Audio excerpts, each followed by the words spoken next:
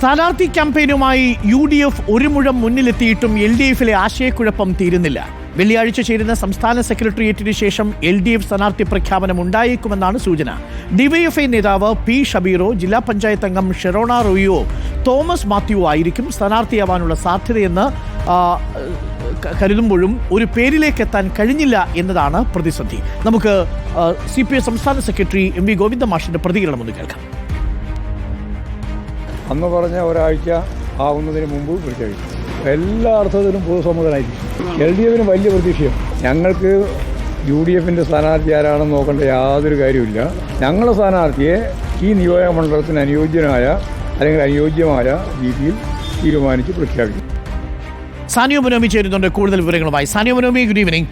MV Govinda മാഷ് പറഞ്ഞതനുസരിച്ച് മണ്ഡലത്തിന് അനുയോജ്യനായ ഒരു സ്ഥാനാർത്ഥിയെ കിട്ടും, പൊതുസമ്മതനായിരിക്കും എന്നാണ് പറയുന്നത്.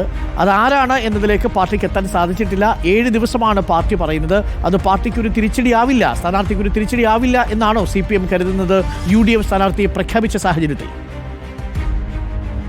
അരുൺ, വെള്ളിയാഴ്ച നടക്കുന്ന സംസ്ഥാന സെക്രട്ടേറിയറ്റ് യോഗത്തിന് ശേഷമായിരിക്കും നിലമ്പൂരിലെ LDF-ന്റെ സ്ഥാനാർത്ഥിയെ തെരഞ്ഞെടുക്കുക തീരുമാനിക്കുക അല്ലെങ്കിൽ അനൗൺസ് ചെയ്യുക എന്നാണ് ഗോവിന്ദൻ മാസ്റ്റർ അല്പസമയം മുൻപ് പറഞ്ഞിട്ടുള്ളത്. അതായത് ഇന്നിപ്പോൾ നിലമ്പൂർ ഏരിയ കമ്മിറ്റി ഓഫീസിൽ വെച്ച് നടന്നത് ലഭ്യമായ CPM സംസ്ഥാന സമിതി അംഗങ്ങളുടെയും സംസ്ഥാന സെക്രട്ടേറിയറ്റ് അംഗങ്ങളുടെയും അതുപോലെ ചുമതലയുള്ള ജില്ലാ കമ്മിറ്റി അംഗങ്ങളുടെയും ജില്ലാ സെക്രട്ടേറിയറ്റ് അംഗങ്ങളുടെയും ഒക്കെ യോഗങ്ങളായിരുന്നു. അത് വിവിധ ഘട്ടങ്ങളിൽ തന്നെ യോഗങ്ങൾ നടന്നു. മണ്ഡലം കമ്മിറ്റി ചേർന്നു.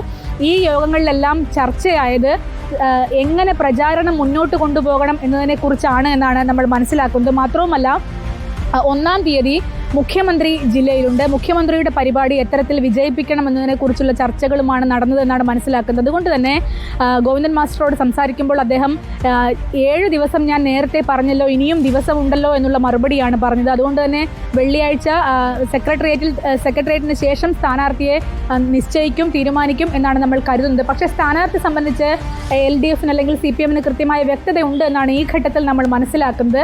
അത് നേരത്തെയൊക്കെ നമ്മുടെ ഊഹത്തിലുണ്ടായിരുന്ന DYFI ജില്ലാ പ്രസിഡന്റായിരുന്ന P. ഷബീറോ അല്ലെങ്കിൽ ജില്ലാ പഞ്ചായത്ത് അംഗം കൂടിയായ ഷെറോണ റോയിയോ അതുപോലെ തോമസ് മാത്യുവോ ആരെങ്കിലും ഒരാൾ തന്നെയായിരിക്കും. ഒരു സർപ്രൈസ് സ്ഥാനാർത്ഥി വരാനുള്ള സാധ്യതയൊന്നും നിലമ്പൂരിൽ LDF-നെ സംബന്ധിച്ചിടത്തോളം ഇല്ല എന്നാണ് നമ്മൾ ഇപ്പോൾ മനസ്സിലാക്കുന്നത്.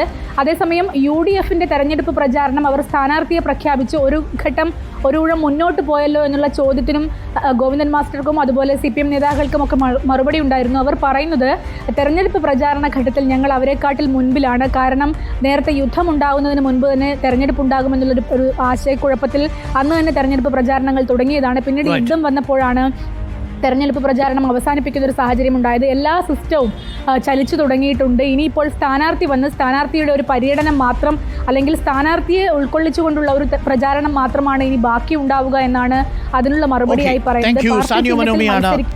വിവരങ്ങൾ നൽകിയത്.